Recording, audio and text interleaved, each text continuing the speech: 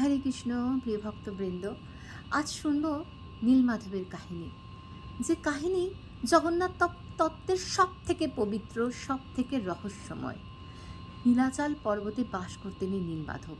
সর্বপ্রধান বিশ্বা বসু তার উপাসনা করতেন অত্যন্ত গোপনে।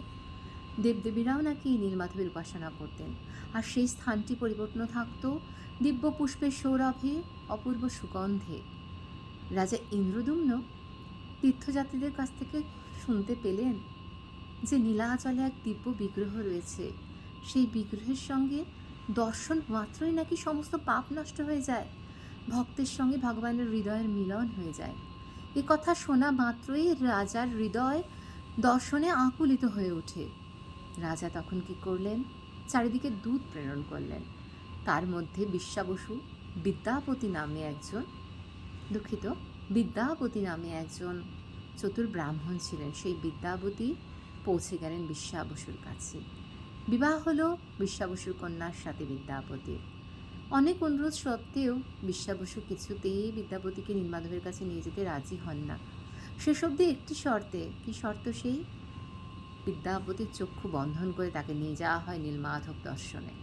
বিদ্যাপতির সাথে নিয়ে নেন কিছু সর্ষে দানা, তিনি রাস্তায় ছড়িয়ে দেবেন, যাতে পরে সেই সর্ষে দানা থেকে গাছ বেরোলে তিনি রাস্তা চিনিয়ে রাজাকে নিয়ে যেতে পারেন। সেখানে পৌঁছে বিদ্যাপতির চোখের যখন বন্ধন উন্মোচন হলো, তিনি এক অনাবিল আনন্দে ভেসে পড়লেন। তিনি দেখলেন এক মৃত কাক সেই কুণ্ডে পড়ে চতুর্ভুজ রূপ ধরে বৈকুণ্ঠে পৌঁছে গেল। বিদ্যাপতি সেই মুহূর্তে তার জীবন ত্যাগ করতে চাইলেন। দিব্য বাণী হলো, সেই দিব্য কণ্ঠে উদ্ভাসিত হলো এক সুর। সেই দিব্য কণ্ঠ বলল, না বিদ্যাপতি, এখন তোমার মরণ সময় নয়, তুমি রাজাকে নিয়ে আসবে এখানে। বিদ্যাপতির মনে পড়ল, সত্যি তো, সে রাজার বাহক হিসেবে এসেছেন।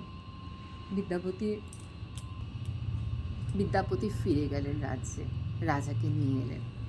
কিন্তু সেখানে নীলমাধব ততক্ষণে অন্তর্ধান হয়েছেন।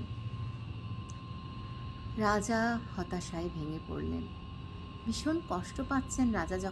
তখন দিব্যবাণী হলো যে, রাজা তুমি কষ্ট পেও না, আমি দারুকুম্ভ রূপে নীলাচলের সমুদ্রে যাব, সেখানে তুমি আমার মূর্তি নির্মাণ করবে, সাথে বলভদ্রদেব এবং সুভদ্রা মহারানীর মূর্তিও তুমি নির্মাণ করবে।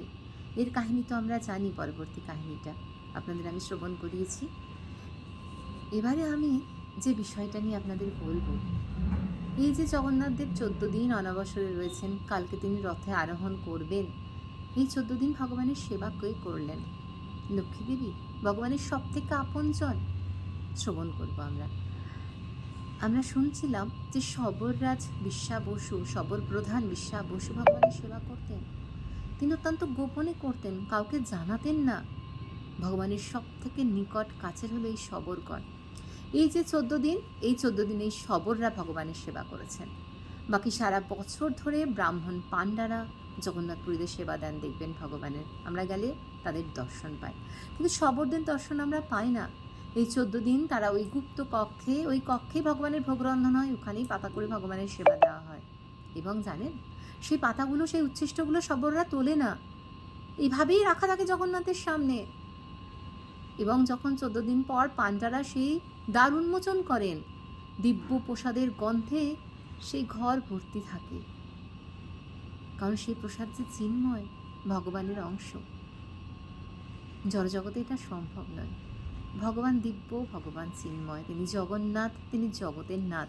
কালকে তিনি আসছেন আমাদের সকলের সঙ্গে দেখা করতে। আমরা প্রস্তুত তো? আমাদের নিজ নিজ গুন্ডিচা আমরা মার্জন করেছি তো? হরে কৃষ্ণ, হরে বল, ধন্যবাদ, প্রণাম। সকলে আমার সঙ্গে থাকুন। হরে কৃষ্ণ।